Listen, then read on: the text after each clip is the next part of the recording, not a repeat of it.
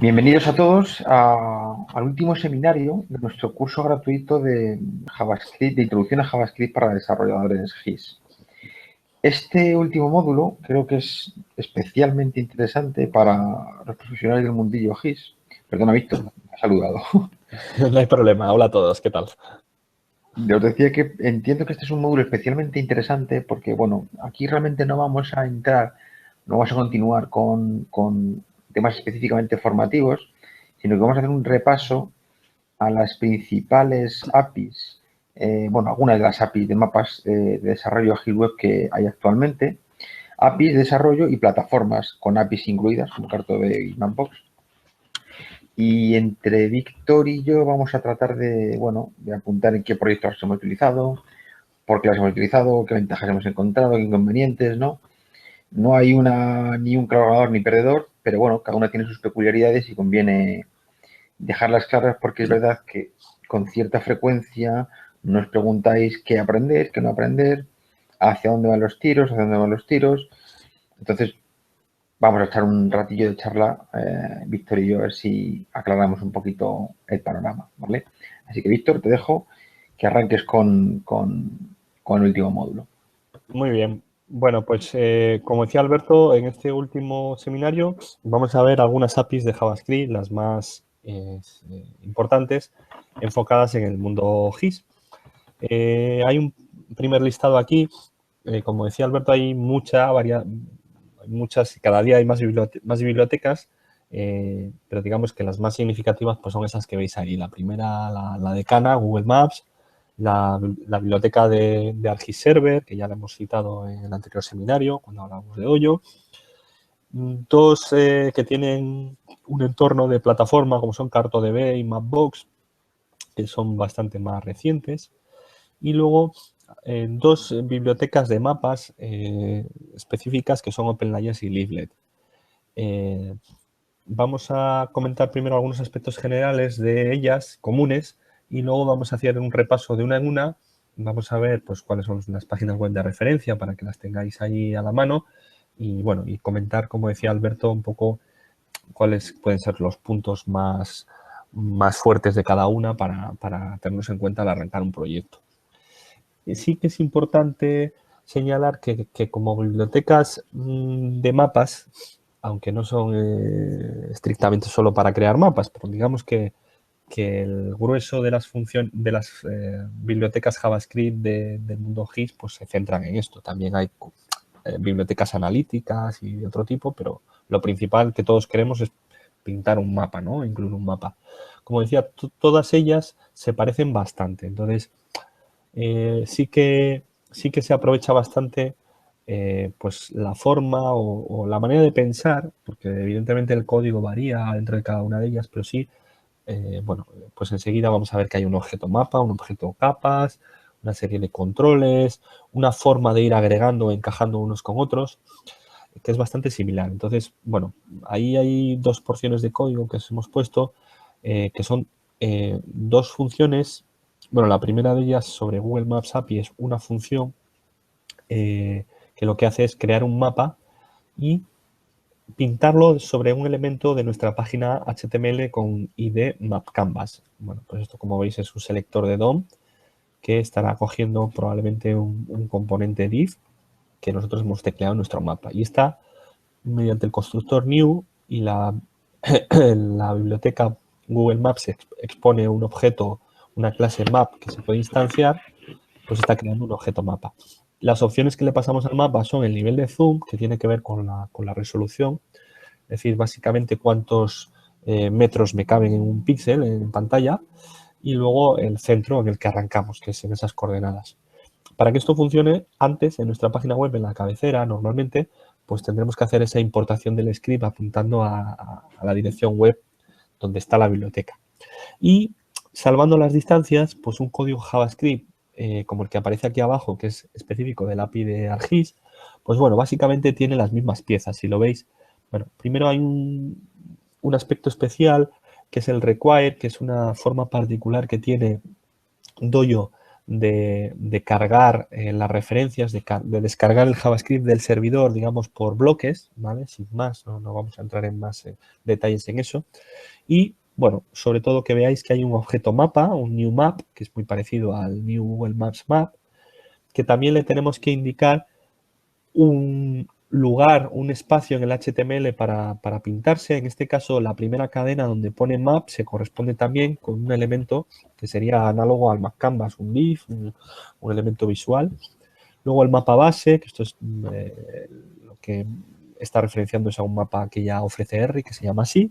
Y luego pues unas coordenadas longitud, latitud, igual que en el otro. Y zoom lo mismo, pues hay un concepto de zoom que es común en todas las bibliotecas de mapa. El concepto de zoom, que es una cuestión que primero es bastante intuitiva y luego cuando profundizas cuesta a veces un poco entender, tiene mucha relación con cuál es el sistema de proyección más extendido en los ámbitos GIS de web, que es el Web Mercator. Este PSG, que tiene las unidades metros y que es el que usa Google Maps y todas, pues define unos niveles fijos. Entonces, cuando hablamos de Zoom 8 o Zoom 13, implícitamente estamos en un nivel, digamos, de escala de mapa concreto, ¿vale? Lo que pasa es que en vez de hablar de espacio papel y escala papel, que es la geográfica, digamos, tradicional, pues se habla de zoom, que es el, digamos, el que se refiere a píxeles en pantalla.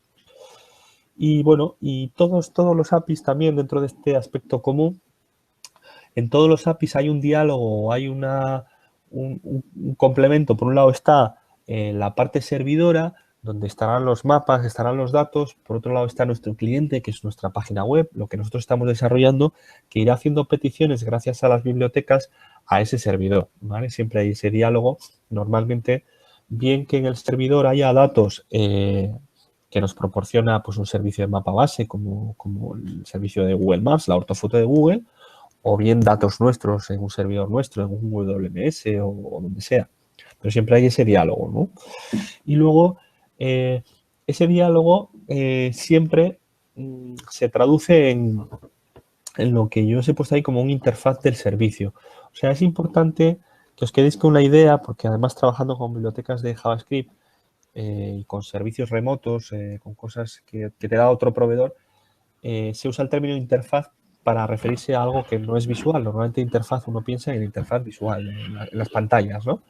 Y cuando hablamos de interfaz de un servicio, básicamente lo que hablamos es de qué métodos nos ofrece o qué métodos tenemos disponibles en el servidor y qué datos nos proporcionan esos métodos, ¿vale? Entonces, todos los APIs, todas las bibliotecas presentan, digamos, en la parte servidora unas funciones y no otras y una forma de dialogar con ellas que son los APIs, ¿vale? Y en cada caso, pues hay que saber que no es lo mismo dialogar con un servidor WMS dentro de una página web que dialogar con un servicio teselado o, en fin, hay distintas cuestiones, pero que sí que, insisto, lo bueno que son bastante comunes en todas las bibliotecas de mapa. Entonces, las vamos aprendiendo con una o con otra. Esto es básicamente, Víctor, Sí. porque es que en informática los términos, como no se suelen utilizar nunca los mismos, siempre se confunden, Sí. pues te encuentras cosas y no sé muy bien a qué se refieren. Esto es un poco, llevando a términos más fuera de informática, esto es, la interfaz es todo aquello que está puesto en el servidor, todo lo que te puede llegar, ¿verdad? Es decir, de una forma ordenada, todo lo que puedes pedir y cómo lo puedes pedir. Exacto. ¿No? Sí. Vale. Sí, más haciendo énfasis en los métodos disponibles y cómo llamarlos. Exactamente. Es decir, si en Esa el es la servidor tengo interfaz. libros, hay una forma de que yo pida esos libros para que me den los libros el señor que está en el mostrador, ¿no? Es decir, Exacto. los libros se piden, dame nuestros libros, por favor. Pues eso es el interfaz del servicio, ¿no? Exacto. Es De decir, pongo hecho, eso. que no lo he comentado, las siglas que aparecen ahí, que son API, la esencia de los APIs. API es Application Programming Interface, que es precisamente este concepto, que es no el interfaz del usuario, el que es la página web, sino el interfaz que presenta el servicio web remoto, el que proporciona el dato normalmente hacia el programador. Esto, claro, cuando estamos programando, nosotros digamos que somos usuarios de estos servicios y dialogamos con ellos con las bibliotecas. Perfecto. Y como os indico aquí en el tercer punto, nosotros en este seminario En esta serie estamos hablando de JavaScript y estamos hablando siempre de bibliotecas de JavaScript. Pero también es importante reseñar que cuando existe un servicio, cuando existe un API en el servidor y en el contexto específico en el que estamos, normalmente esto siempre se expone con HTTP, que es el protocolo habitual para pedir vía web, normalmente las páginas, pero también otras cuestiones como porciones de mapa, ¿no?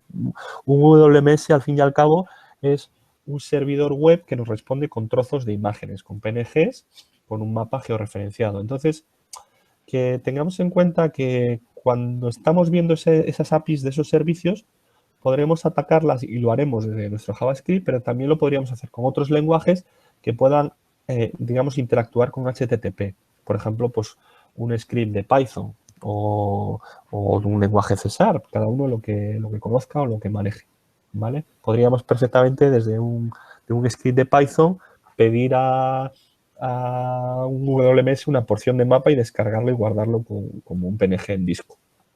Esto al fin y al cabo es lo que hacen las bibliotecas de mapas, en realidad, pedir a los distintos orígenes de datos de la forma en la que esos interfaces exigen y ellos entienden y devolverte los datos, que los datos pues serán, pues eso, generalmente porciones de mapa o pueden ser un GeoJSON, es decir, datos vectoriales, ese tipo de cosas.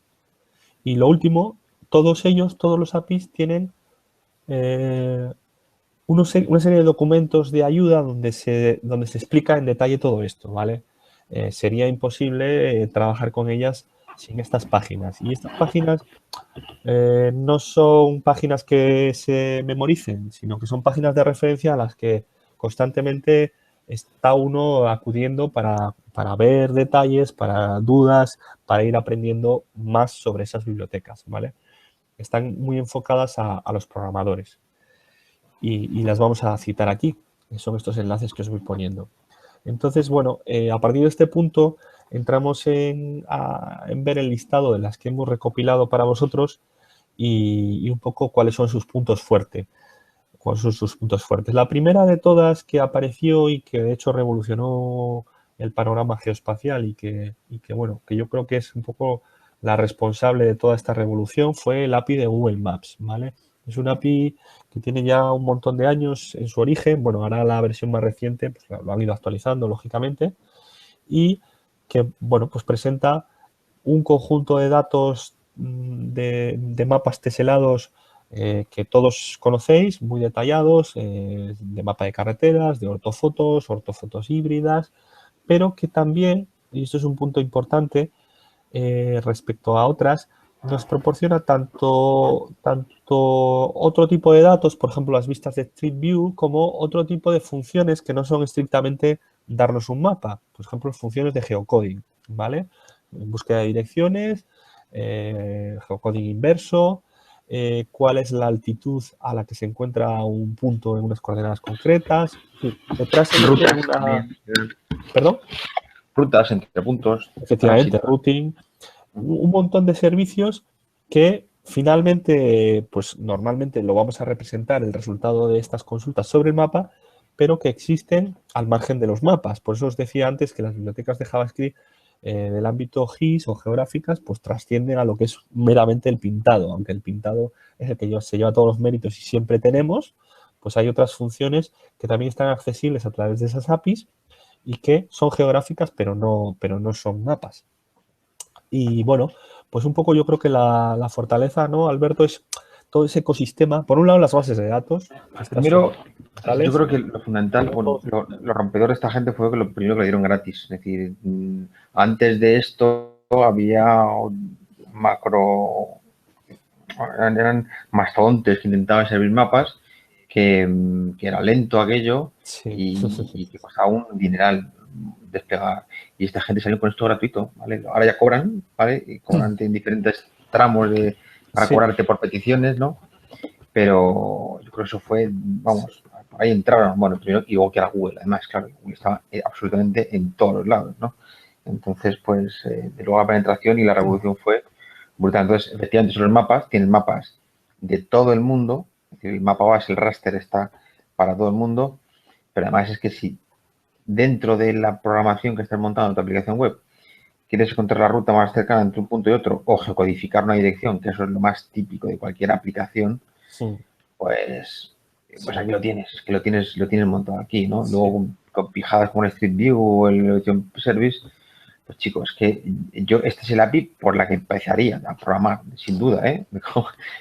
API de mapas empieza con esta por si acaso, porque todo el mundo utiliza este API, Sí, ¿no? yo creo que sí, que tener una toma de contacto con Google Maps es casi pues inexcusable, ¿no? Luego, como decías, es verdad que hay algunas cuestiones que a la hora de llevarlo a un proyecto, digamos, del tema de la licencia y demás, pues tendríamos que tener en cuenta ese volumen, es lo que decías del número de peticiones, ¿no?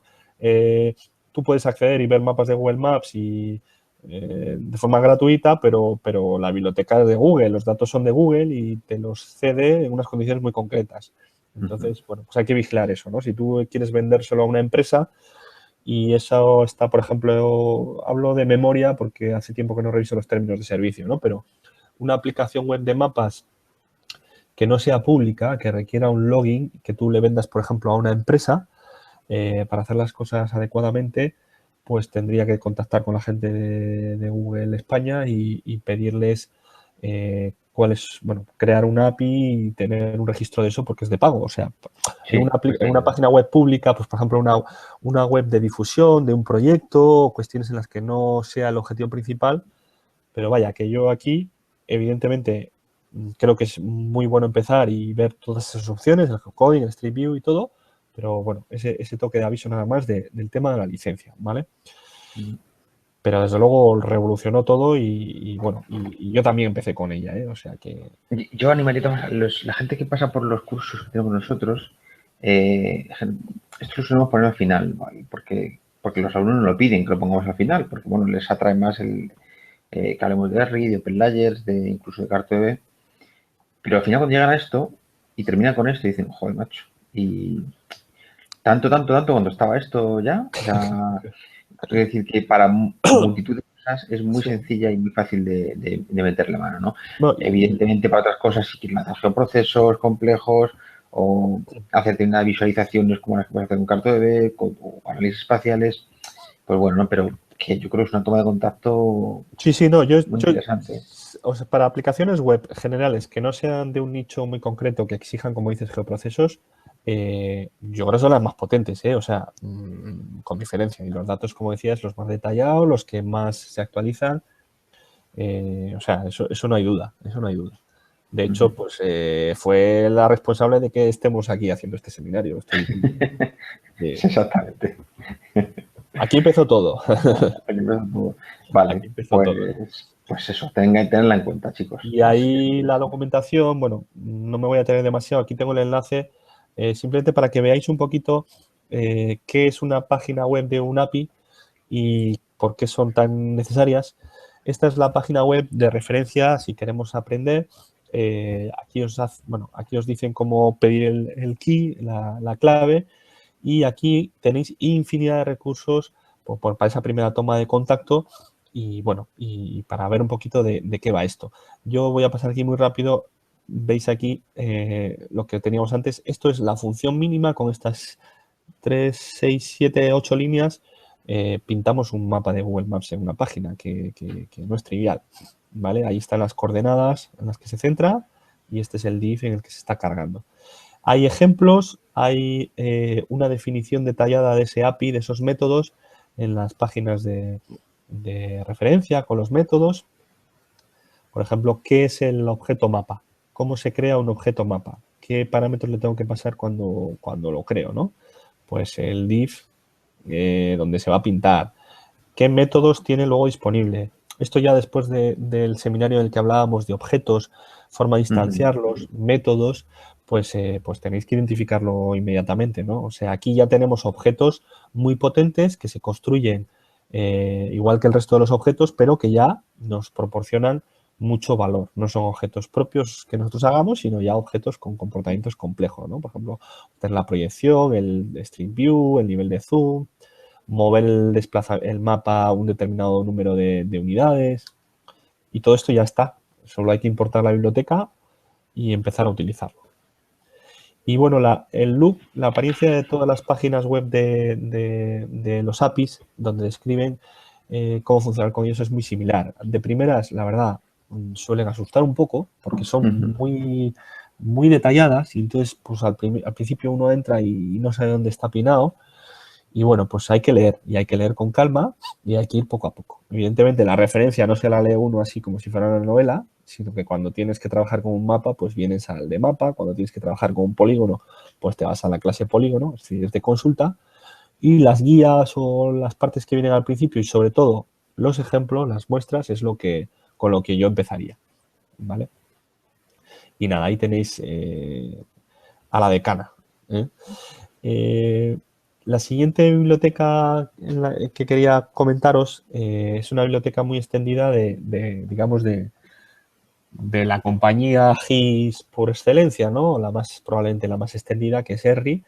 Y en este caso, el API de JavaScript lo que proporciona es unas capacidades en la línea de Google Maps, pero dentro del ecosistema de productos ERRI. Es decir, vamos a tener un mapa, vamos a tener un mapa interactivo, vamos a poder hacer ahí un montón de cosas. Hay también datos, mapas base, pues un poco copiando analogía de los de Google Maps, el híbrido, el de carreteras, es decir, hay contenidos también.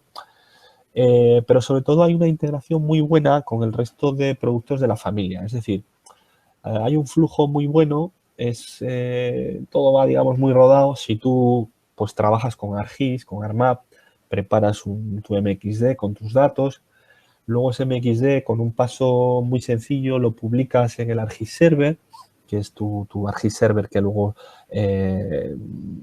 expone los datos hacia afuera y de forma también muy sencilla con este API, pues consumes ese servicio de tu ArcGIS Server y tienes aplicaciones de web interactivas pues estupendas, ¿no? Y yo creo que la fortaleza de esta biblioteca está bueno, en poder compaginar toda esa familia de productos. Aquí, bueno, pues funciones sofisticadas de edición web sobre una geodatabase, invocación de servicios de geoproceso, todo lo complejos que queramos que uno haya podido desarrollar con el Model Builder o con Python y que luego los publica en el ArcGIS Server.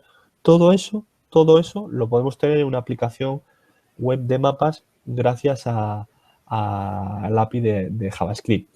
Hace unos años tenían más variedad, otros tipos de API en otras tecnologías, como el API sobre Flash, el de Microsoft, y bueno, y la verdad es que todo ha ido confluyendo al de JavaScript porque bueno, pues como os decía antes, JavaScript va a más y JavaScript es un lenguaje que hace sencillo integrar cosas muy distintas y han apostado por esta línea, ¿no? Entonces, un par de preguntas, ¿vale? De preguntas y respondemos ambos si quieres. Ya que hemos empezado por el API de Google Maps y estamos con el JavaScript de R. Ambas son gratuitas, las APIs. Yo puedo hacer mi mapa de Google Maps y puedo hacer un mapa de R también, ¿no? Un mapita, pintar y colgarlo en una aplicación web sin ningún problema. Los términos de licencia de las bibliotecas son novelas de terror. O sea, realmente, sí, si uno se las quiere leer en detalle y ver todos los términos, el uso de importar la biblioteca, y usarla es libre. Digamos que la cuestión está, por un lado, en el volumen del consumo que hagas y, por otro lado, en los contenidos que cargas. Por ejemplo, en el caso de Google Maps, aparte de cuestiones más sofisticadas o de funciones más sofisticadas, el hecho de pagar por uso, pues le permite a grandes aplicaciones web de grandes medios, pues hacer unos consumos de peticiones de mapa muy elevados, ¿vale? En la mayoría de los casos, el uso que uno hace en los proyectos, incluso con una cierta difusión, pues es mucho más limitado y estás, digamos, dentro de la parte gratuita. Pero la licencia de la biblioteca y la licencia sobre los datos, no se nos olvide, siempre es propiedad de Google Maps y siempre, pues como os decía antes, ¿no? Si hacemos una cosa que no sea pública, que sea protegida, que le vendemos a un cliente, pues se deberían negociar los términos de ese cliente y nosotros por él entrar en contacto con la casa, con Google y ver en qué condiciones se aplica, ¿vale?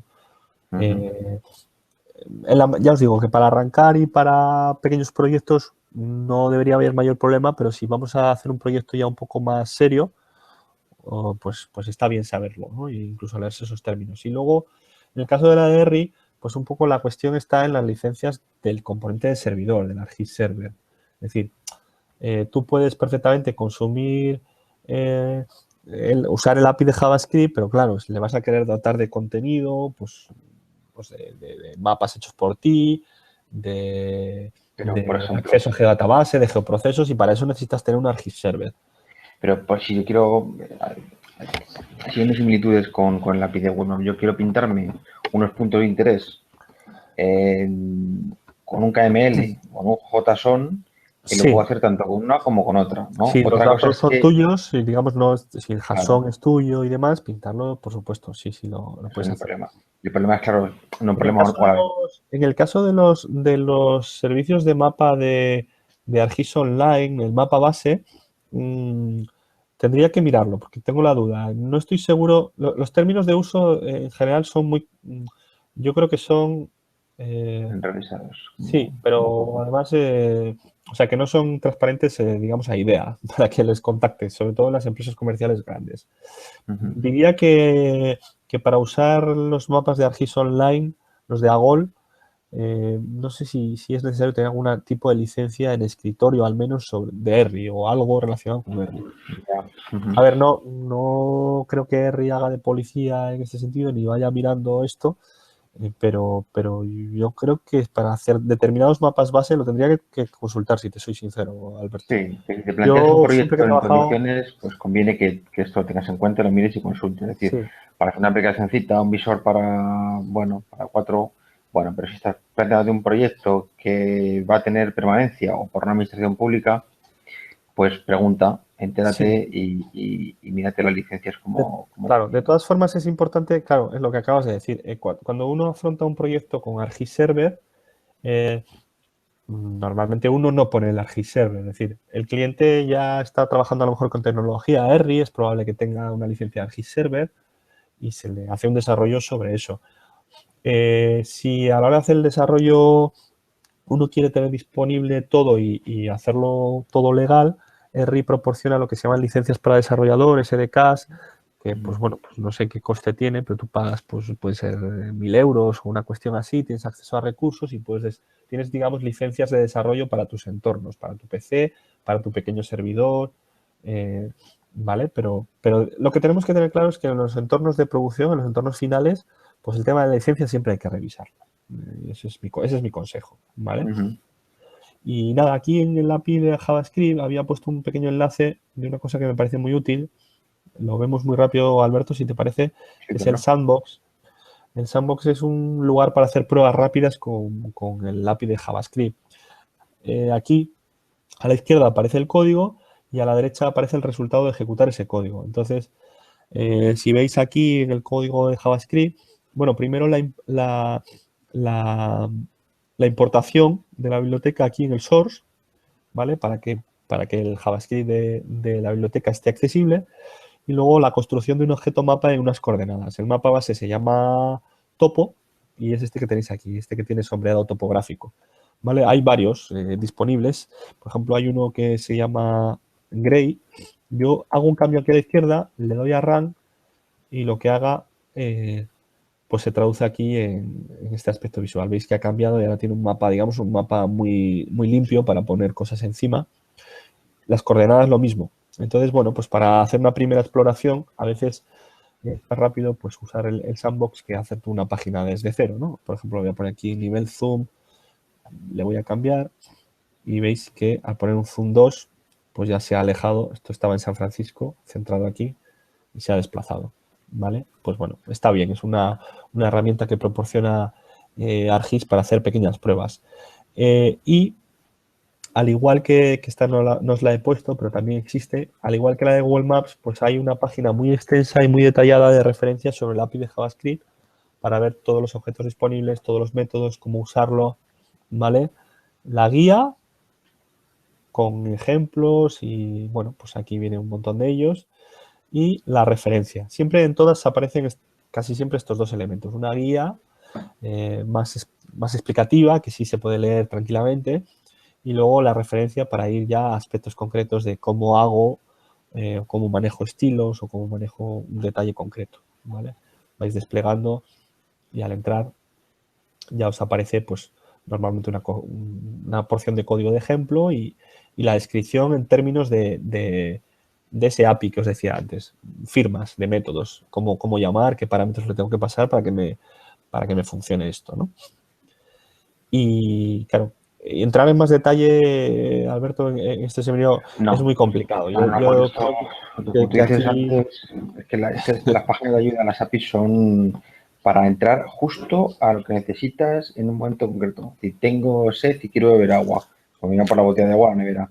Pero como tengas que mirar todo lo que hay no, es imposible e inviable. No, y es que Entonces, además es que no es necesario. O sea, en no muchos es necesario. casos con un, digamos, un 30% de clases puedes hacer el 90 y pico por ciento de los proyectos. O sea, Sí, esto exactamente. es así. Y bueno, pues un poco las fortalezas que decíamos, ¿no? Por pasar ya a la siguiente sobre R, las que yo veo particularmente, yo he trabajado en varios proyectos con este API, con bastante tecnología R. Para mí lo más que aporta es esa integración y esos flujos sencillos, el cómo algo que tú has trabajado tus datos en local, con tu ArcGIS, que has hecho tus análisis, lo puedes ya rápidamente llevar a un entorno web y sin perder mucho realmente. O sea, al principio este API era muy reducido y básicamente era pintar el mapa y poco más. Pero claro, poder llevar la potencia, por ejemplo, de un geoproceso a un entorno web de forma sencilla, eso es un valor muy, muy grande desde mi punto de vista. Sí, es interesante. Bueno, yo creo que ya entraríamos en discusiones de plataformas y de conveniencia en plataformas, de arquitecturas para según qué proyectos, pero está claro que si en un proyecto tienes esto, ya cuentas con ello, con toda la infraestructura, Sí, es muy potente. O sí, sea, sí, es que úsalo, sin tienes, lugar a dudas. Si tienes tienes todo. una O sea, licencia y ya estás trabajando en este ámbito R o tu cliente trabaja con R, sí, pues no te lo pienses está muy porque bien, o sea, está muy bien. no te lo pienses porque tiene todo. O sea, y mucho soporte y mucha ayuda, mucha documentación, una comunidad amplia. Es potente, ¿verdad? Sí. Otra cosa que te digo es si estás empezando un proyecto pensándolo y tienes que buscar alternativas. Ahí ya entramos en otra discusión en la que Sí, hay que meter temas económicos, en tiempos de desarrollo, equipo con el que cuentas, exacto. qué tiene tu cliente o qué requerimientos de escalabilidad tienes. Ahí ya es otra vaina, ¿no? Pero si llegas aquí y te encuentras con esto, no se te ocurra cambiar. Vamos, esto igual alguien me coge Sí, otra empresa, me da una colleja, ¿no? Pero chicos, yo no cambiaría. O sea, si lo tienes, lo que te decía con la API de Google Maps, que lo tienes que aprender sí o sí, sí, porque si quieres hacer una app para una empresita y que se le pinten los puntos de venta de, yo qué sé, de los coches que tiene en la ciudad, pues listo. Pero si es un proyecto GIS, con el mismo público privado, con geodatabases, con MXDs y demás, sí, es sí, que sí. ni un minuto pierdas en pensar utilizar otra cosa. O sea, Exacto, exacto. yo lo veo claro. Yo ahí coincido, ahí la verdad que coincido, que está muy completo realmente. Luego aquí ya pues entran otras alternativas que vamos a ver ahora en otros nichos y de otra forma bueno, que ahora además también están muy vigentes, ¿no? Como CartoDB y efectivamente, según el proyecto nos puede interesar más ir por una línea o por otra, ¿no? Pero avanzamos con esta, ¿te parece, Alberto? Sí, sí, vamos a La empezar presentamos. con CartoD, perfecto. Eh, las estamos presentando casi en orden cronológico, ¿no? No ha sido intencionado, tampoco. Google Maps creo que empezó en torno a 2005, la primera versión, o sea que ya tiene unos añitos y desde luego es la que más recursos tiene a nivel de libros, tutoriales, ejemplos. La de R, pues en el mundo geo o propiamente GIS, pues también tiene mucho apoyo.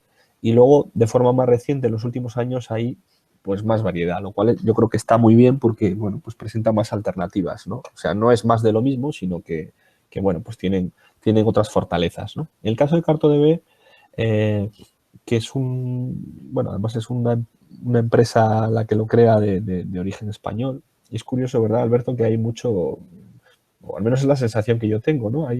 Hay mucho desarrollo tecnológico, hay bastantes empresas punteras y avanzadas en España, en En concreto, España en este ámbito, ¿eh? hay una cantidad de talento en el sector que alucinas. O Es sea, yo curioso. no deja de sorprenderme esto. O sea, ¿verdad? O sea, publicaba un post, bueno, estaba escribiendo un post de Ramiro Anda, que es un alumno de un máster mío, un Sí, máster sí. Python, que se ha currado el tío sin saber prácticamente de nada. Ha aprendido y ha hecho una librería para leer tweets y publicarlos en CartoDB on time, que alucinas. Esta gente de CartoDB, concretamente, Les conoces, ¿verdad? Además, en persona. sí, conozco a algunos de ellos en persona y el equipo que están formando, ya no solo ellos los que lo fundaron, ¿no? Que son gente brillante, ¿no? Pero el equipo tecnológico que tienen montado aquí en España, yo no tiene nada que envidiar a ningún Sí. equipo que se pueda montar en cualquier otra parte del mundo, ¿eh? No, no, Y en por Estados supuesto Unidos mucho más grande. se lo rifan y de hecho Estados Unidos es la cuna de la tecnología GIS, o sea, Sí, y hasta hace poco nos sacaban, iba a decir 15 años de avance, igual estoy exagerando un poco, pero vamos, que hace unos años sí. había una disparidad tecnológica enorme entre lo que era el mercado americano y el mercado aquí en España y, bueno, en Europa en general. Y a día de hoy esa diferencia yo creo que ya no existe. De hecho, se ha exportado esa tecnología, ¿no? Ellos están Hombre, ahí a nivel de a mercado tope. está claro que el mercado gordo está allí, sin lugar a dudas, pero a nivel de talento y de perfiles y de gente que monta con este tipo de tecnología cosas, aquí en España hay mucho talento, hay mucha gente muy buena haciendo cosas muy interesantes y bueno, este ejemplo me parece evidente, ¿no? Los chavales que montan una plataforma y en algunos ámbitos está compitiendo con Henry. Le queda muchísimo camino, ¿no? Pero que ya es, o sea, esto es una cosa que llama Sí, la sí, atención. O sea, sí, sí. que lo han montado. CartoDB, que ahí os lo presentamos, bueno, son varias cosas, ¿eh? O sea, CartoDB, igual que Erri, tiene una familia de productos y bueno, y pues, para entender bien lo que es hay que conocer un poco cada uno de ellos. CartoDB tiene dos facetas. Por un lado, es una plataforma, es una página web en la que tú te suscribes y tienes acceso a unos servicios fundamentalmente de cargar datos geográficos y visualizarlos. Y luego también hay un conjunto de bibliotecas JavaScript que lo que te permiten es explotar esto. En esencia, esas son las dos partes, ¿no? Y es importante reseñar bueno, pues que el producto, el software de CartoDB es un código abierto. Tú puedes ir a la página de GitHub y ahí lo tienen todo. Es una empresa muy transparente en esto, tienen los códigos.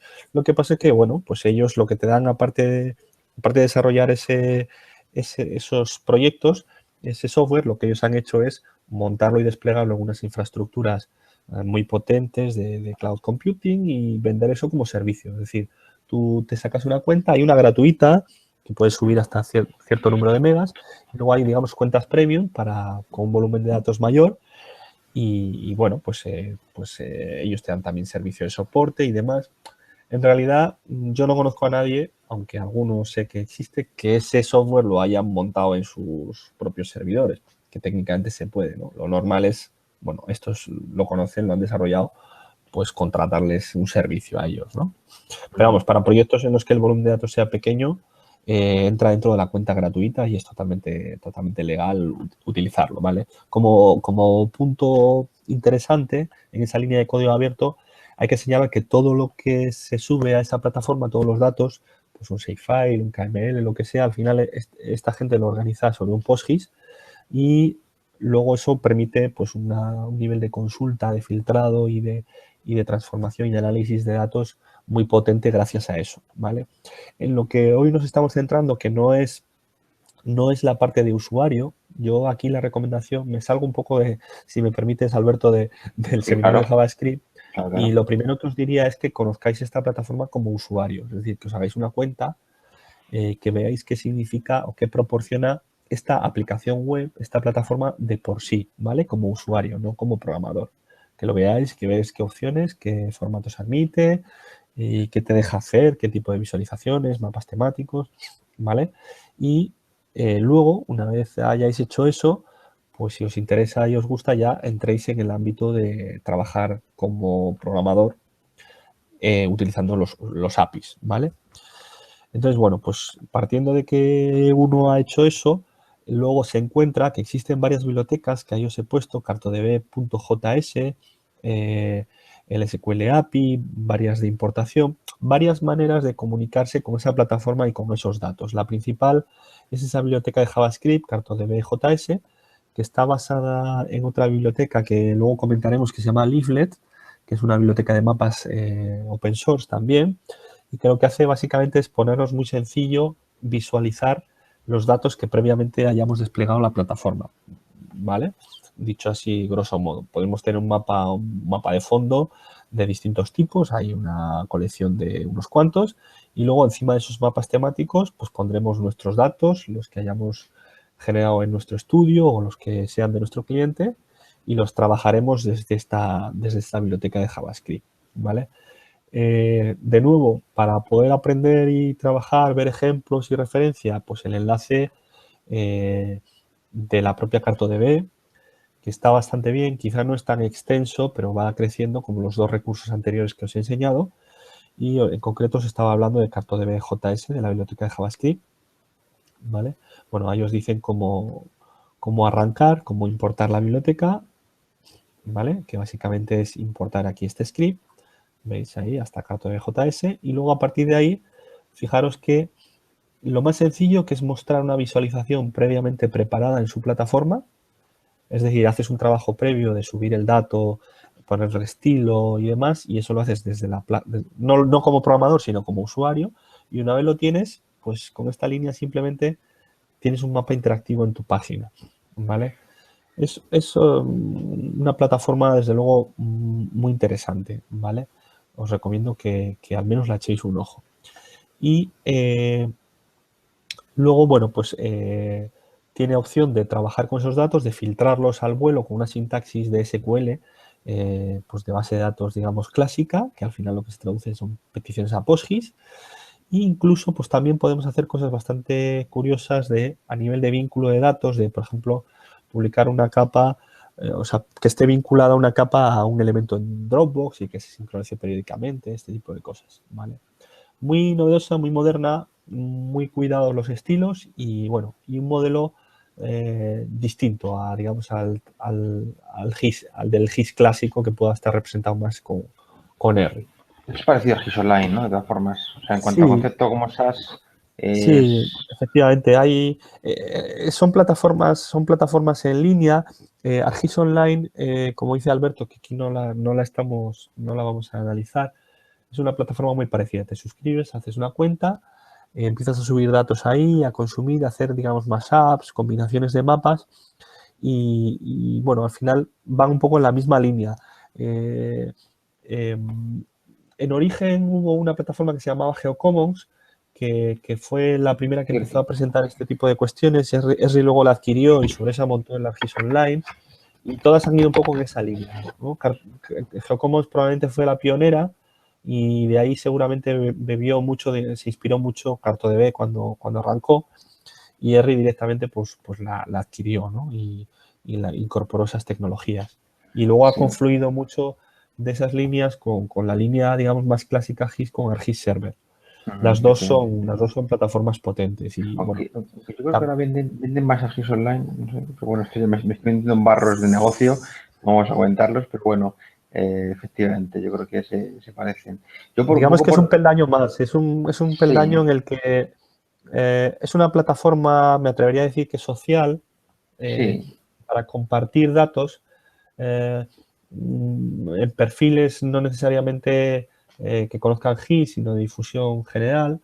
sí, Y bueno, está totalmente. curioso, pues para hacer, por ejemplo, portales donde se catalogan todos los datos que existen en una empresa, Ujú, catálogos extensos, pues proporciona metadatos, formas de búsqueda, ujú. eh, y todo muy sencillo también si ya trabajamos Una rey. con productos ERRI. Ujú. Entonces, si tienes un ArcGIS server y quieres hacer un portal de datos, por ejemplo, pues mira ArcGIS Online y sus opciones de portal. Claro. Decías, perdón. Sí, por un poco, para hacer un poco el mismo repaso que he hecho contando las bondades de Google Maps y por qué se utiliza, o de R y por qué se utiliza.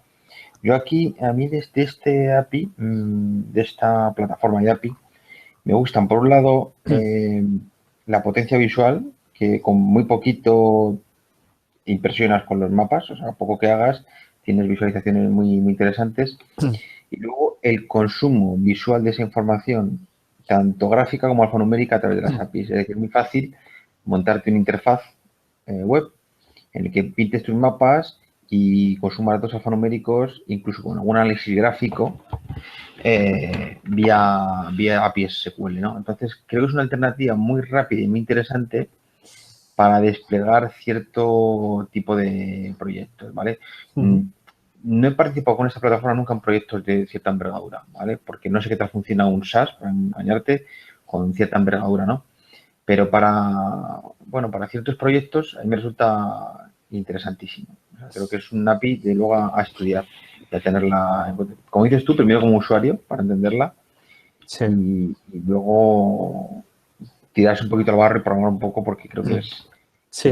que merece la pena. Y es una apuesta de futuro. O sea, si todo sigue en la misma línea, pues va a más, cada vez incorporan más funciones. Una cuestión, por ejemplo, que hasta ahora no estaban planteando, que era la carga de datos raster, pues bueno, pues consta que tienen pilotos y que, bueno, pues probablemente está al caer, ¿no? Que también abrirá mucho. ¿Tú crees? Sí, yo creo que cuando enganchen con las funciones de raster que ya está proporcionando PostGIS, pues yo creo que es el siguiente paso natural y probablemente después, pues más en la línea de procesos. Es decir, es una plataforma que está viva, es joven y seguro que va hacia adelante. Efectivamente. Yo creo que si avanzan el tema a nivel de negocio en verticales, a nivel de funcionalidad en análisis, tiene futuro y es interesante que vaya bien.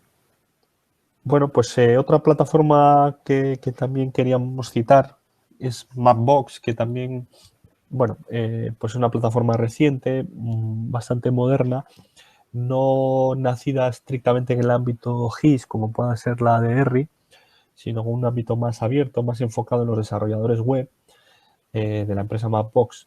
Y bueno, pues existe un API de JavaScript.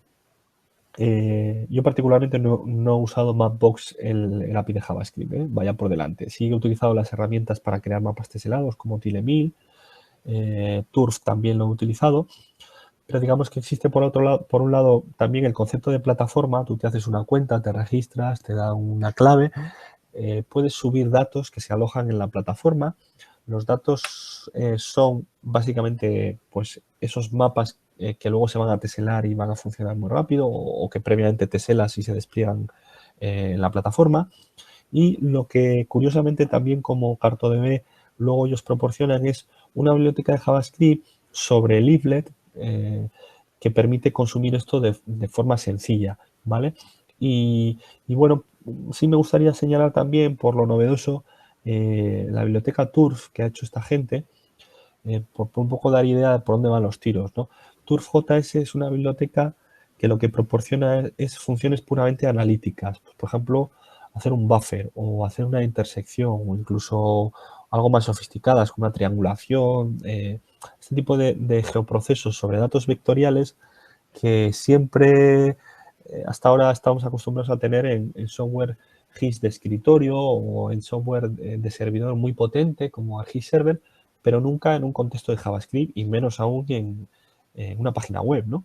Y esta biblioteca que tiene poquito tiempo, no sé si llega a un año, o igual un poquito más de un año, sí, pues está ahí y te proporciona ya estas funciones. Y además me parece especialmente interesante porque es una pequeña biblioteca incorporable fácilmente en cualquier proyecto. No es un framework invasivo que exija coger muchas piezas.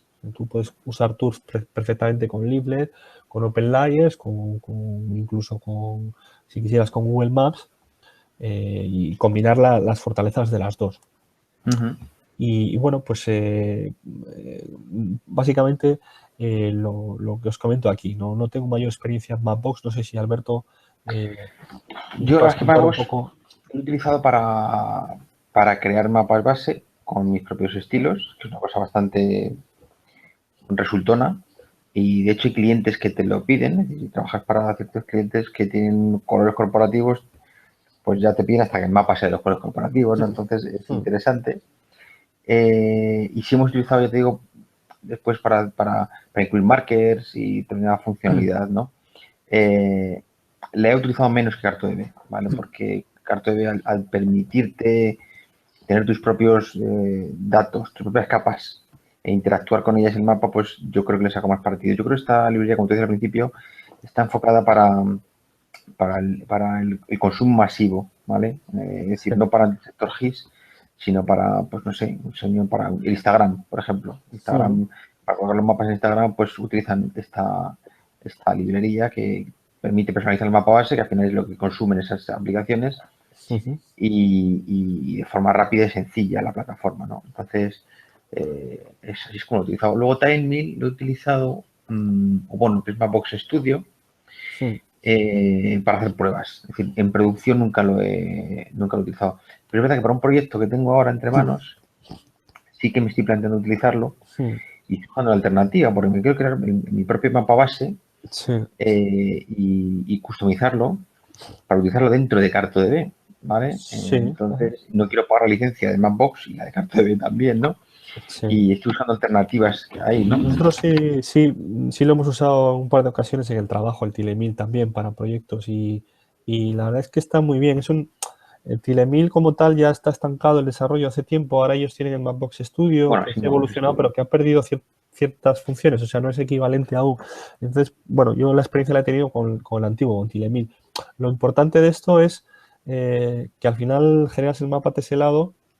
Los mapas teselados son los que todas las plataformas y todas las APIs de JavaScript geográficas consumen. Entonces, puedes perfectamente usar, nosotros lo hemos usado, por ejemplo, con OpenLayers. Hemos usado un cliente OpenLayers consumiendo teselas de Tilemill. ¿Y tú qué haces? Lo metes luego en un servidor web tuyo. Claro, Las no teselas, tienes por qué usar. Hay distintas opciones de publicación, Mapbox tiene la suya, que está estupenda, hay servidores de tesela, pero también al final puedes volcarlo a PNGs, que al final pues, es lo más sencillo, ¿no? Y la verdad es que el resultado ha sido muy bueno. Pero bueno, esto trasciende, digamos, la cuestión de los APIs de JavaScript, es ya más tratamiento y producción de datos teselado. Pero bueno, pero está bien que lo comentemos, yo creo.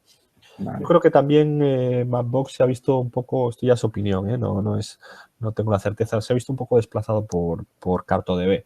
Yo creo que le ha comido un trozo del planteamiento, pero bueno.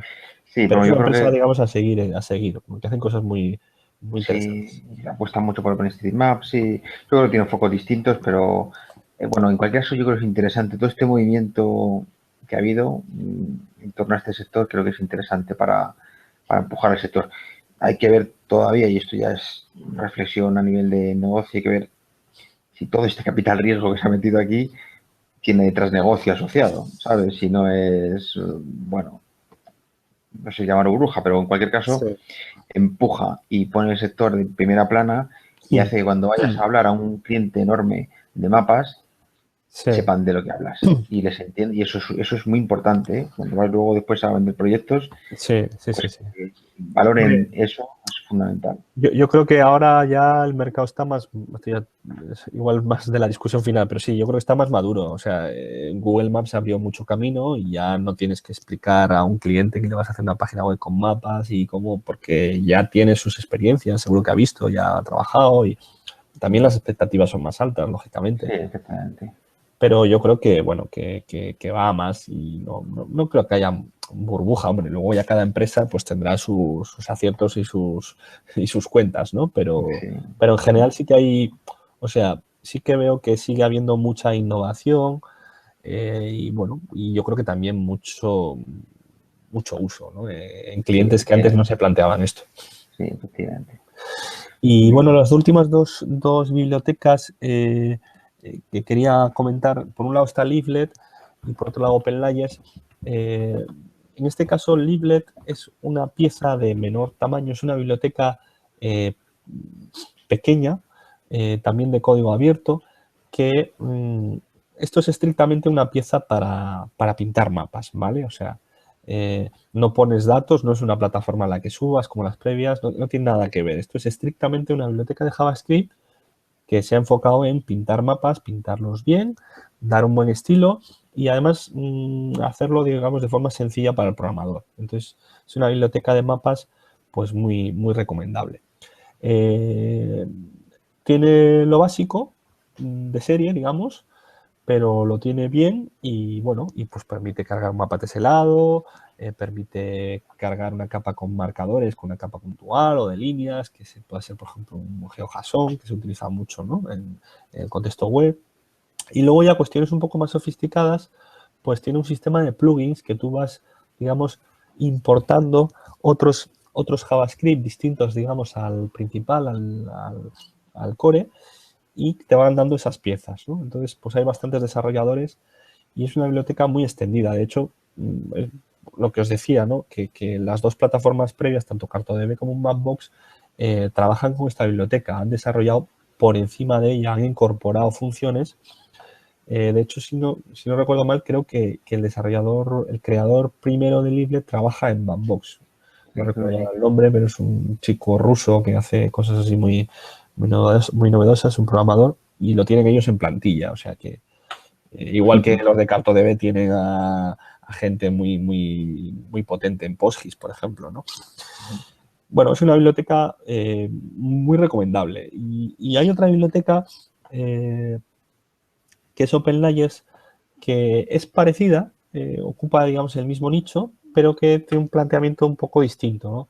OpenLayers también es una biblioteca para pintar un mapa, no hay funciones analíticas, no hay tampoco una aplicación web donde subir datos ni nada por el estilo, es pura y estrictamente una biblioteca para que tú puedas cargar datos que van a ser remotos, pero que a OpenLayers le da igual, van a ser de donde tú les pongas. O sea, no te los va a dar OpenLayers no proporciona contenido.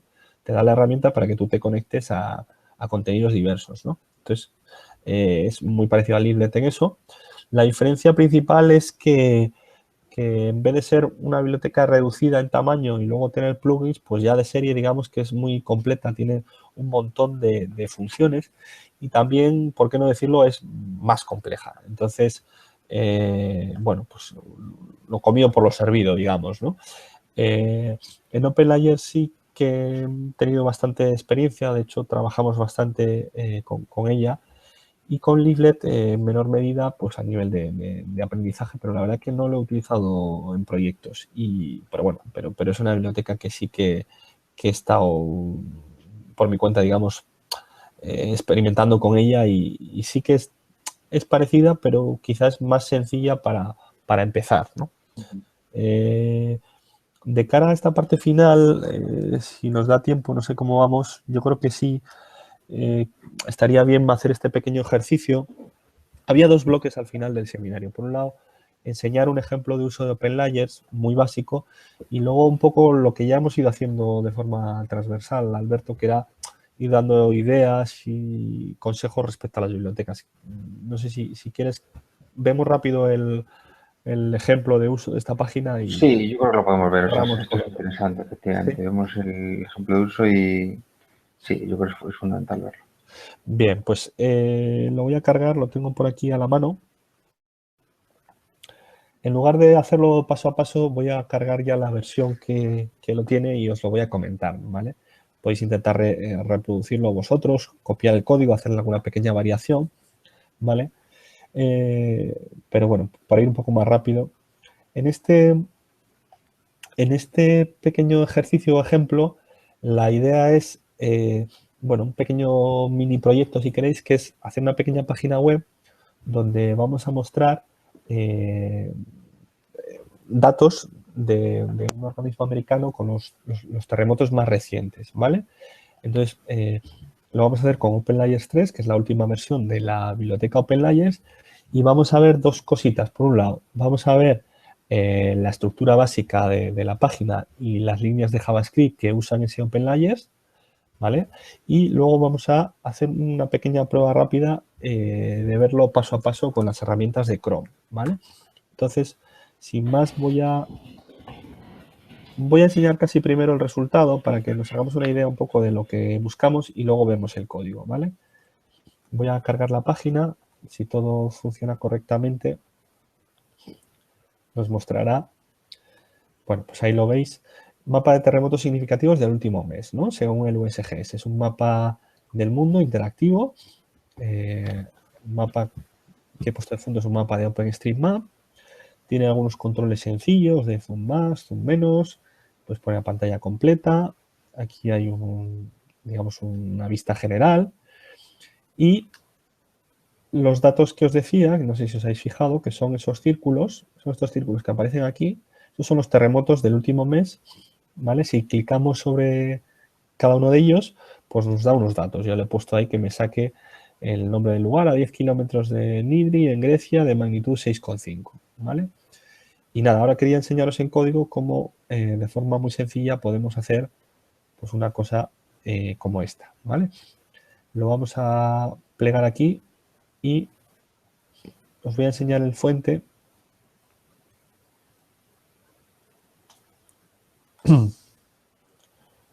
Y lo vamos a comentar. Lo voy a poner mejor a pantalla completa. Bueno, ya vimos en los anteriores seminarios la estructura básica de toda página web, en este caso de un HTML5 o el log type, y cómo íbamos anidando, ¿no? Las etiquetas, el HTML, el head y el body.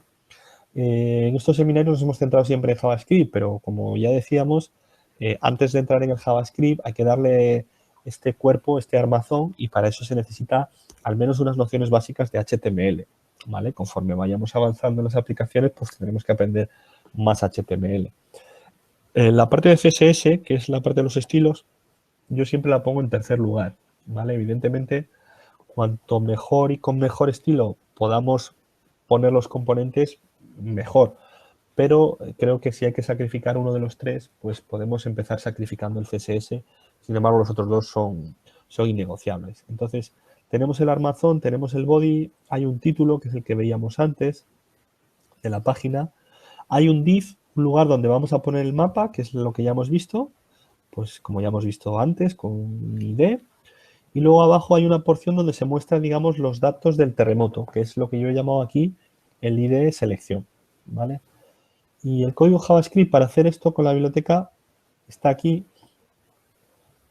Lo tengo con una letra bastante grande y puede parecer un poco extenso, pero si os fijáis hay 3 bloques. Lo vamos a explicar en 3 bloques. Por un lado está la creación del mapa, ¿vale? La configuración inicial del mapa. Aquí, donde pone OL punto lo que sea, estamos creando objetos de la biblioteca OpenLayers, ¿vale? No lo he dicho, pero lo primero que tenemos que hacer, lógicamente, es importar en el script la biblioteca de OpenLayers para poder utilizarla, ¿vale? Un fichero JS, ¿vale? Aquí, en OpenLayers y en general en todas las versiones, siempre hay un sistema que enumera, etiqueta las versiones y se refiere a unos números concretos, ¿vale? Van generándose versiones y van cambiando de una a otra. Normalmente cuando desarrollamos con la última, que pues suele poner last o algo parecido. En el caso de OpenLayers es master, ¿vale? Entonces desarrollamos con la última y cuando ya hemos cerrado el proyecto, pues generalmente queremos algo estable por si esto cambia, porque las versiones, como digo, van evolucionando, algunas pueden romper y nos quedamos ya en una versión concreta es en la que hemos finalizado nuestro proyecto. Oye, Dime. Una pregunta chorra. ¿Crees que es mejor apuntar a la librería desde openlayers.org o tenerla tú en tu servidor y recurrir a ella? En el caso concreto de OpenLayers, ahora han mejorado bastante y tenerla, bueno, pues no parece demasiado problema, pero no es un CDN. O sea, Ya. yo recomendaría bajarla. Los Ya. CDN son, por ejemplo, lo que veíamos antes de Google Maps. Son, digamos, lugares que garantizan una calidad de servicio buena y Vale. que no te van a fallar. OpenLayers, pues cuando uno desarrolla, apunta normalmente a una versión local. Yo, por lo menos en mi caso, así lo hago, ¿vale? O al menos no local desde el principio, porque puedes estar a caballo entre versiones. OpenLayers, por ejemplo, avanza, pues tienen versiones cada poco tiempo, ¿no? Entonces, bueno, pues quizá durante el desarrollo, que no es crítico que algo falle, pues puedes apuntar a la máster y cuando ya cierras una versión y das por cerrado tu proyecto, yo te recomendaría descargarla y tenerla en tu local, ¿vale? Para descargar una biblioteca, bueno, en la página web de OpenLayers vienen indicaciones y te dicen de dónde puedes cogerla, ¿vale? Un inciso, ya termino con el tema de las importaciones. OpenLayers y en general todas las bibliotecas de JavaScript, para que ocupen menos, para que vayan más rápido, suelen estar lo que se llama minificadas, es decir, compactadas y todo el JavaScript, digamos, apelotonado, sin seguir las reglas de estilo, de indentación, espacios, nombres claros de variables, y eso se hace en aras del rendimiento, ¿vale? Esto está muy bien en un entorno en producción porque queremos eso, que se cargue rápido y que todo vaya bien. Pero si estamos en desarrollo y queremos ver bien el código y lo que está pasando, hay versiones que no tienen esto, que son las versiones en debug. Si yo ahora clico, en el IDE en el Notepad no lo tengo con hiperenlace, pero si yo esta dirección, lo vais a ver muy, muy fácilmente. Si yo esta la pego en el navegador, esto es lo que yo estoy importando en mi página web, ¿vale? Este código. Yo le doy, esto lo carga y me va a enseñar qué es la biblioteca OpenLayers. Y me viene aquí muy clarito, OpenLayers 3, bueno, muy clarito, dices una biblioteca grande, pero que es legible, me refiero, ¿vale? Aquí si empezamos a mirar, pues en algún momento veremos cómo trata con las bibliotecas WMS, cómo trata con los datos vectoriales, es bastante grande, pero bueno, ya veis que hay por ahí pues teselas, coordenadas, en fin, lo que podemos esperar, ¿no?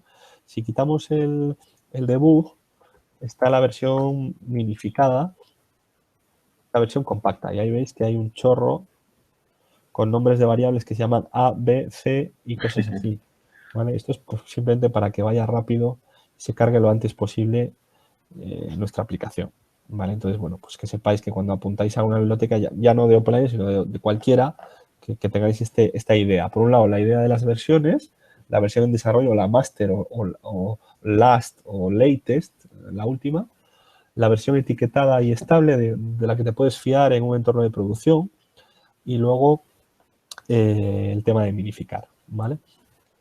Y bueno, estamos viendo entonces la parte de la importación, el código fuente, volviendo a ello, que esto es lo que nos permite luego en nuestro JavaScript poder usar esos objetos de OpenLayers.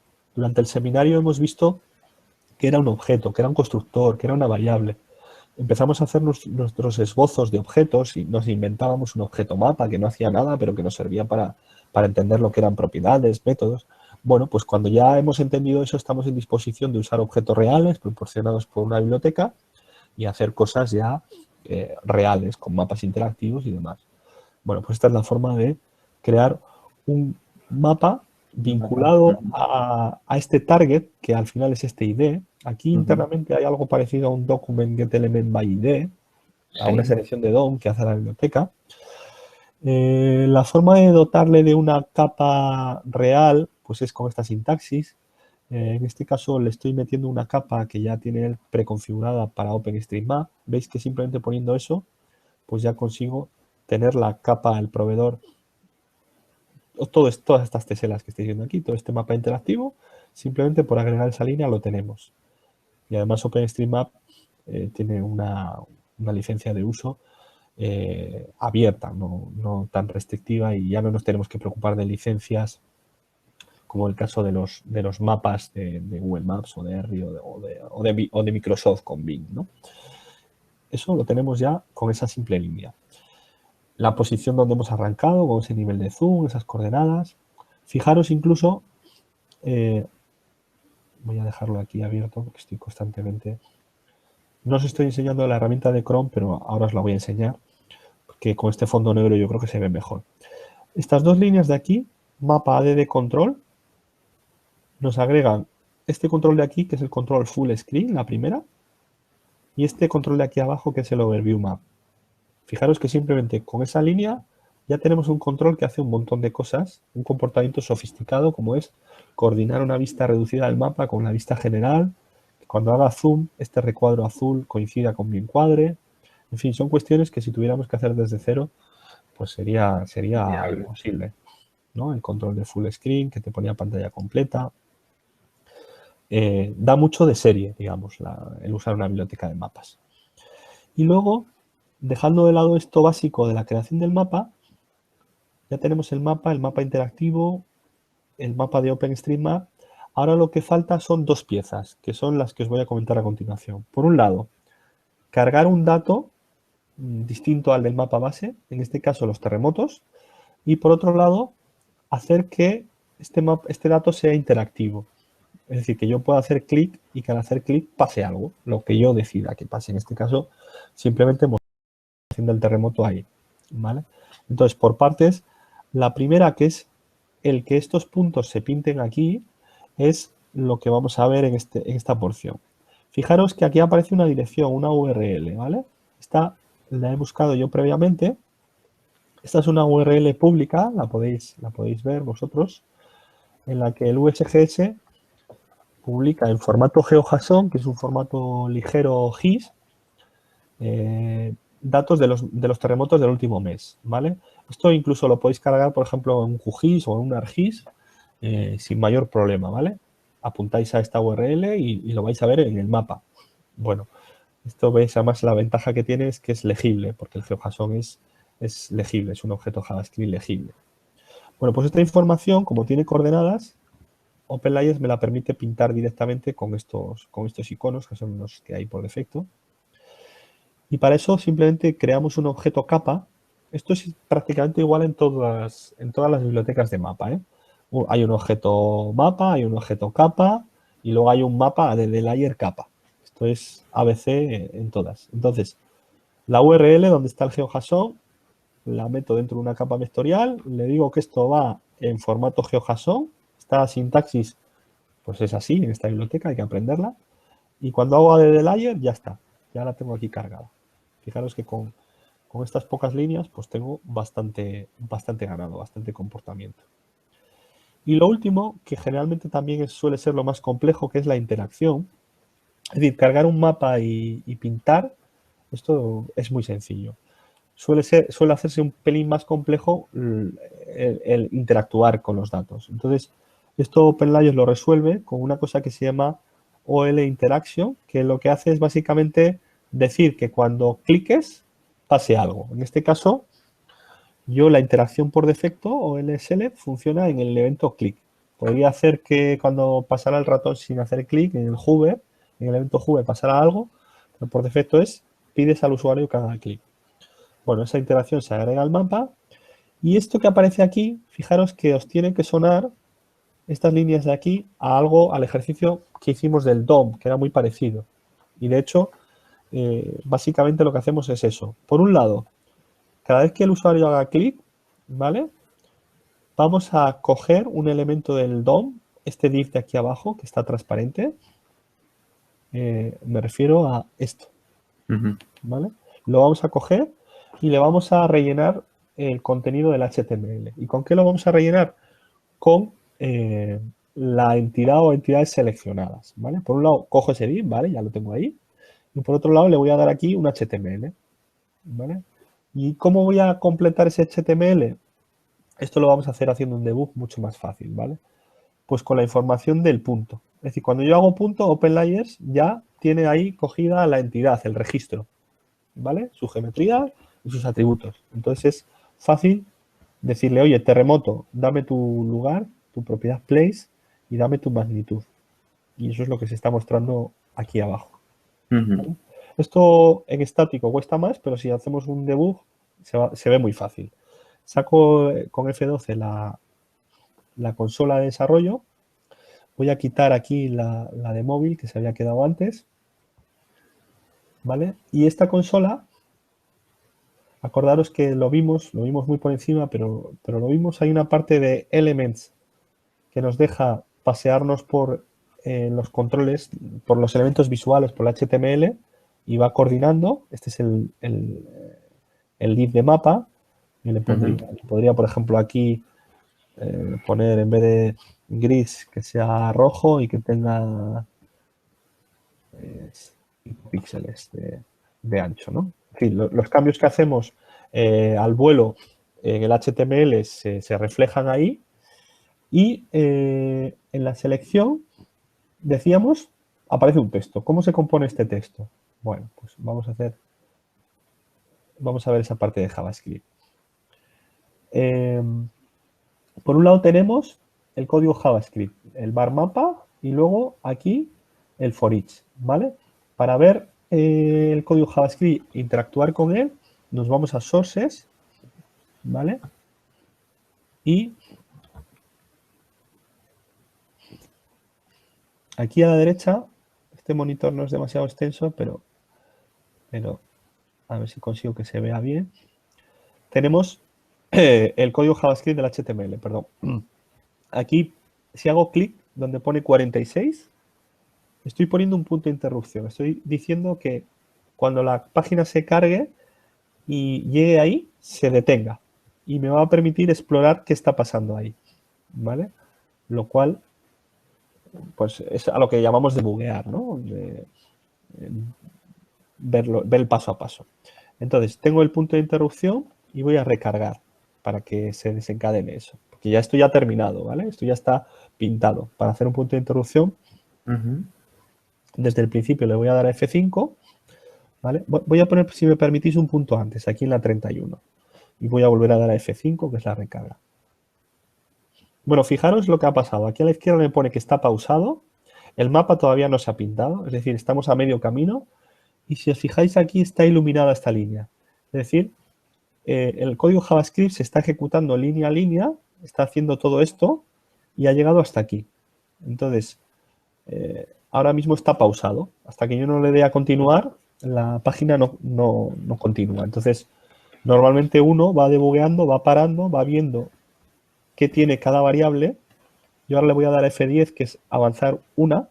Y si me pongo con el ratón aquí en URL terremotos, fijaros lo que aparece. Me da el contenido de la variable. Bueno, aquí como es una variable que está aquí puesta, pues no tiene mucha gracia. Pero si me pongo en mapa, veis que ahí aparece ya un objeto mapa más completo, simplemente posándome encima.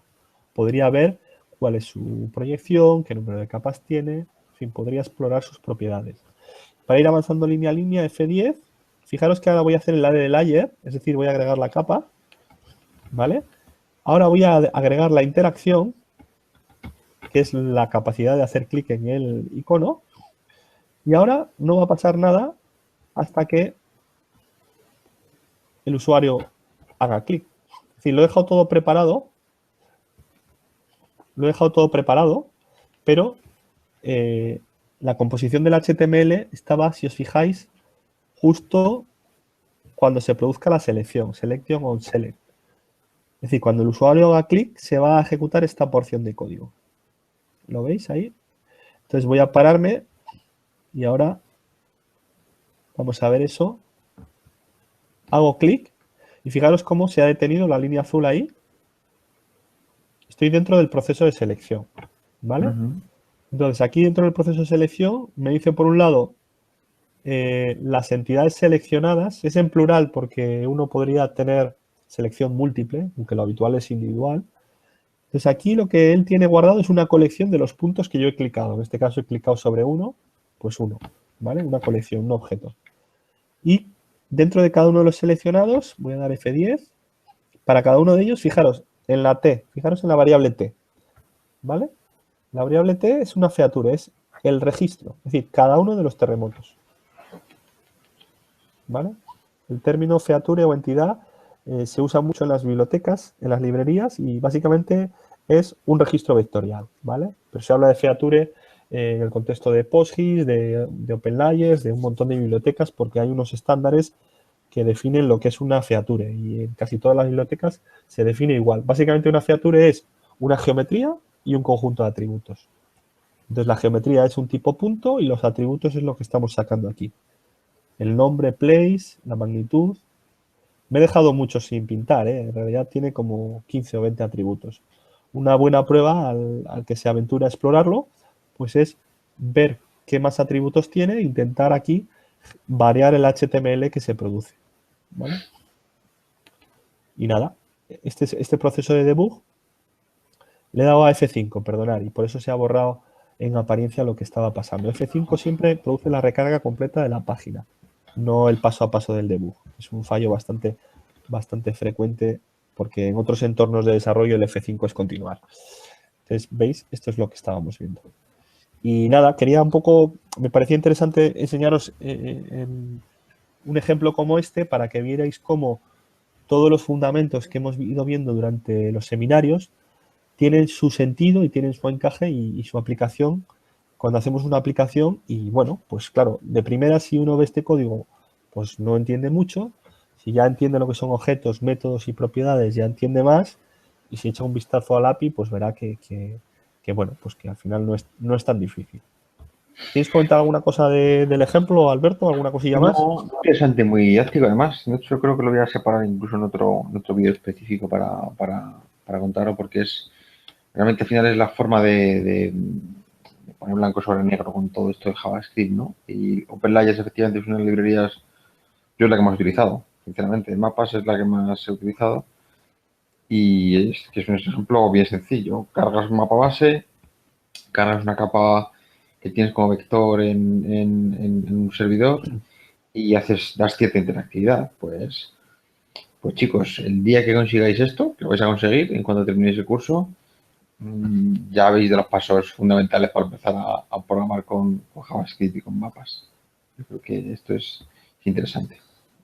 Está claro, está claro. Si luego ya es ir mejorando, ir avanzando, pues tratar aspectos visuales, a lo mejor de CSS, pues más interacción, pero la base la hemos visto. Y bueno, un poco, pues era la pretensión que teníamos con estos seminarios, ver un poco ese gap, todo lo que falta, todos los fundamentos que son necesarios para luego entrar en cuestión. Evidentemente, en 6 seminarios no se puede aprender a trabajar con una biblioteca de mapas, pero sí yo creo que la parte de fundamentos, pues bueno, pues lo básico lo hemos visto y a partir de aquí, pues a seguir formándose y a seguir avanzando en esto. Sí, yo creo que aquí fundamental es, con esta hoja de ruta que se ha pintado en estos seminarios, es procurar seguirla, ¿vale? Más o menos, es decir, ir uno a uno, intentando hacer los ejercicios y demás, porque con esto está sobre todo la base para quitarse un poco el susto y el miedo para avanzar. Y luego, bueno, para formarte más, pues hay bien materiales gratuitos para aburrir en Internet. Hay plataformas de formación, entre ellas la nuestra, Espacial Training, que ofrece este tipo de servicios de formación, en nuestro caso particular, muy orientados a sacar proyectos concretos con los alumnos. Y, insisto, todo pasa por, te damos una serie de consejos, vamos a remangarnos y a hacer 4 cositas para que se nos quite el miedo y saquemos cosas adelante, ¿vale? Porque al final yo creo que lo más importante es, igual suena esto un poquito autoayuda, ¿no? Pero es la acción, es decir, ponerte a hacer cosas es lo que al final eh, moviliza recursos.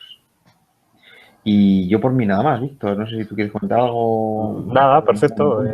Incidir en eso, que lo importante es la práctica y que nada, que hay que ir paso a paso y hay que ir dando pequeños pasos pero firmes y nada, y adelante. O sea, yo creo que todo el mundo teniendo un poquito de paciencia y si le gusta esto puede perfectamente avanzar, ¿eh?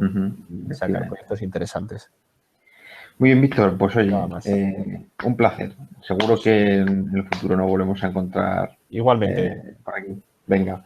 Y a todos los demás, los que nos estén escuchando, pues cualquier idea, sugerencia y demás, insisto, estamos para escucharos, ¿vale? Venga, muchas gracias, ¿eh? Perfecto, un saludo a todos.